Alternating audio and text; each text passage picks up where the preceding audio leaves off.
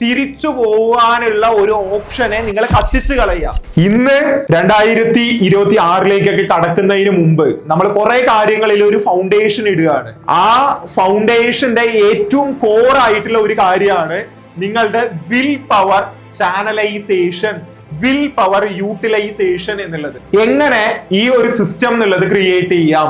Number 1, burn the boat. എന്താണ് number 1? Burn the boat. തിരിച്ചു പോവാനുള്ള ഒരു ഓപ്ഷനെ നിങ്ങൾ കത്തിച്ചു കളയുക. Burn the boat. ഇന്നത്തെ ദിവസം ഞാൻ ഇവിടെ വന്ന് ലൈവ് സെഷൻ എടുക്കുന്നില്ല എന്നുണ്ടെങ്കിൽ എന്തായിരിക്കും സംഭവിച്ചിട്ടുണ്ടാവുക? നിങ്ങൾ എല്ലാവരും കൂടിയിട്ട് എനിക്കൊരു പേഴ്സണൽ മെസ്സേജ് അയച്ചിട്ടുണ്ടാവും അല്ലെ? നിങ്ങൾ എല്ലാവരും കൂടിയിട്ട് നമ്മുടെ ടീമിലെയോ ഇതിൽ ആരെങ്കിലും ഒക്കെ ചീത്തയും വിളിച്ചിട്ടുണ്ടാവും. എന്താണ് അക്ഷയ് ബ്രോ അങ്ങനെ എന്ന് നിങ്ങൾ പറഞ്ഞിട്ടുണ്ടാവും. കാരണം എന്താ? രാവിലെ തന്നെ നമ്മളുടെ ടീമിലുള്ള വിഷ്ണു നിങ്ങളെ കൊണ്ട് രാത്രി 10 മണിക്ക് ലൈവ് സെഷൻ ഉണ്ട് എന്ന് ഗ്രൂപ്പിൽ എല്ലാവരെയും അറിയിച്ചിട്ടുണ്ട്. അപ്പോ ഇനി ഇതിന്റെ നടുവിൽ എനിക്ക് വേറെ എന്തെങ്കിലും എക്സ്ക്യൂസ് പറഞ്ഞിട്ട് തിരിച്ചു പോവാൻ പറ്റുമോ? ഇല്ല. അങ്ങനെ ഞാൻ ഇത് ഇല്ല എന്നുള്ള രീതിയിൽ പറഞ്ഞ് ക്വിറ്റ് ചെയ്യുകയാണെങ്കിൽ നിങ്ങളിൽ പലരും മെസ്സേജ് ചെയ്യുന്നുണ്ടാവും. നിങ്ങളുടെ ഉള്ളില് ആ ഒരു തിങ് എന്നുള്ളത് വർക്ക്ഔട്ട് ആവുന്നുണ്ടാവും. ഞാനിവിടെ എന്താ ചെയ്ത്? Burn the boat. Burn the boat. ഈ കോൺസെപ്റ്റ് എന്താണെന്ന് നിങ്ങൾക്ക് അറിയോ? ഒരു രാജാവ് ഉണ്ടായിരുന്നു, നെപ്പോളിയൻ എന്നുള്ള ഒരു രാജാവ് ഉണ്ടായിരുന്നു. ആ രാജാവിന്റെ പടയാളികളെയൊക്കെ കൂട്ടിയിട്ട്, ആ രാജാവിന് കുറെ പടയാളികളുണ്ട്. ഈ പടയാളികളെയൊക്കെ കൂട്ടിയിട്ട് അദ്ദേഹം മറ്റൊരു യുദ്ധത്തിലേക്ക് പോയി.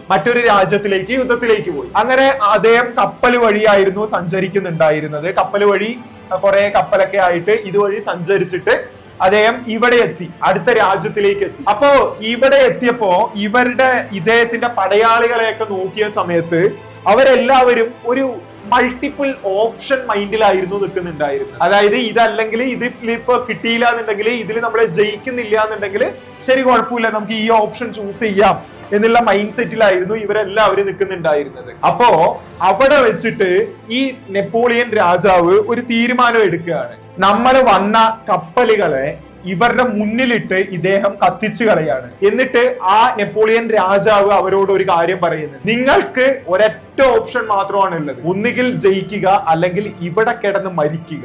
ഈ കപ്പലുകളെ കത്തിച്ചു കളഞ്ഞപ്പോ ഇവർക്ക് തിരിച്ചു പോവാനുള്ള ഓപ്ഷൻ തന്നെ ഇവർക്ക് നഷ്ടപ്പെട്ടു. അല്ല എന്നുണ്ടെങ്കിൽ മുമ്പ് ഒന്ന് പരാജയപ്പെട്ടാലും പെട്ടെന്ന് കപ്പലിൽ കയറി നാട്ടിൽ പോവാം എന്നുള്ളൊരു ഓപ്ഷൻ ഇവരുടെ മുന്നിൽ ഉണ്ടായിരുന്നു. എന്തുകൊണ്ടാണ് ഇന്ന് രാത്രി 10 മണി 11 മണി എന്നുള്ളത്? ഞാൻ നോർമലി ഇത്രയും കാലം ഞാൻ ഉറങ്ങിയിരുന്ന ഒരു സമയമാണ്. ഈ സമയത്ത് ഞാൻ ഇങ്ങനെ ആക്റ്റീവായിട്ട് നിൽക്കുന്നത് because I burn my boat. ഞാൻ നിങ്ങളോട് പ്രോമിസ് ചെയ്തിട്ടുണ്ട് ഇത്ര മണിക്ക് എന്റെ ലൈവ് സെഷൻ എന്നുള്ളത് ഉണ്ടാവും. അത് രാവിലെ തന്നെ ഗ്രൂപ്പിൽ ഞാൻ പറയുന്നുണ്ട്. ഇന്ന് രാത്രി വെറുതെ അല്ല, കൃത്യം 10 മണിക്ക് എന്നുള്ള രീതിയിലൊക്കെയാണ് ഞാൻ ടൈപ്പ് ചെയ്തിടാൻ വേണ്ടി പറയുന്നത്. അപ്പൊ ഞാൻ അവിടെ എന്താ ചെയ്ത്? ഞാൻ വാക്ക് നൽകി. I burn my boat. എനിക്ക് തിരിച്ചു പോവാനുള്ള ഒരു എക്സ്ക്യൂസ് ഞാനായിട്ട് തന്നെ കത്തിച്ചു കളഞ്ഞ്. ഇതൊന്നും ഞാൻ ഇടുന്നില്ല എന്നുണ്ടെങ്കിലോ, ഞാൻ എന്തെങ്കിലുമൊക്കെ എക്സ്ക്യൂസ് പറഞ്ഞ് ബ്രോ ഇന്നത്തെ ദിവസത്തിനേക്കാളും ഒരു അടിപൊളിയായിട്ടുള്ള ലൈവ് സെഷൻ ഞാൻ മറ്റന്നാൾ തരാം, ബ്രോ ഒന്ന് വെയിറ്റ് ചെയ്യും, ഞാൻ മറ്റന്നാൾ ഒന്നും കിട്ടില്ലനായിട്ടുള്ള സെഷൻ നിങ്ങൾക്ക് തരാം എന്ന് പറഞ്ഞിട്ട് ഞാൻ പറയില്ലേ? പറയാനുള്ള സാധ്യത എന്നുള്ളതുണ്ടല്ലോ. അപ്പൊ ഞാനിവിടെ എന്താ ചെയ്തത്? എനിക്ക് തന്നെ തിരിഞ്ഞ് ചിന്തിക്കാനുള്ള ഒരു ഓപ്ഷനെ ഞാനായിട്ട് തന്നെ ബേൺ ചെയ്തു. ഇതാണ് ബേൺ ദ ബോട്ട് കോൺസെപ്റ്റ് എന്ന് പറയുന്നത്. നിങ്ങളുടെ മുന്നിൽ എ അല്ലെങ്കിൽ ബി എന്നൊരു ഓപ്ഷൻ ഉണ്ട് എന്നുണ്ടെങ്കിൽ, നിങ്ങൾ ഒരു കാര്യത്തിൽ സക്സസ് ആവാനായിട്ട് പ്ലാൻ എയും പ്ലാൻ ബിയും നിങ്ങൾ വെക്കുകയാണ് എന്നുണ്ടെങ്കിൽ, നിങ്ങളുടെ ഈ പ്ലാൻ എ നടപ്പിലാവാതിരിക്കാനുള്ള പോസിബിലിറ്റി ആയിരിക്കും ഇതിനേക്കാളും 70% കൂടുതൽ എന്നാണ് പല സയന്റിഫിക് സ്റ്റഡീസിലും പറയുന്നത്.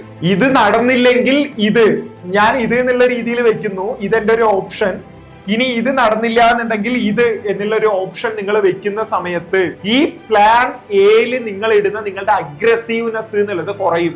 ഈ പ്ലാൻ എ നടപ്പിലാവാതിരിക്കാനുള്ള സാധ്യത എന്നുള്ളത് 70% കൂടും എന്നാണ് പറയുന്നത്. കാരണം എന്താ?